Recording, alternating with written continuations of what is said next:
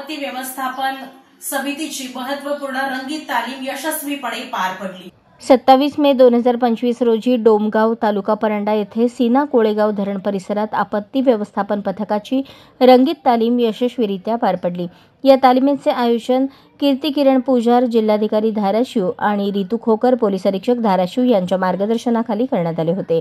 या प्रसंगी मुख्य कार्यकारी अधिकारी मैनक घोष, जिल्हा आपत्ती व्यवस्थापन अधिकारी वैशाली तेलोरे, उपविभागीय अधिकारी वैशाली पाटील, उपविभागीय पोलीस अधिकारी गौरी प्रसाद हिरेमठ, तहसीलदार निलेश काकडे, जयवंत काकडे, पोलीस निरीक्षक दिलीप कुमार परेकर, सहाय्यक पोलीस निरीक्षक गोरक्षनाथ खरड, ठाणे आंबी, सहाय्यक पोलीस निरीक्षक प्रवीण शिरसाट, पोलीस ठाणे परंडा, जिल्हा संधारण अधिकारी पी.के. महामुनी, नानासाहेब लांडगे, सहाय्यक अभियंता आर.बी. माने, डॉ. सातसे यांची उपस्थिती होती।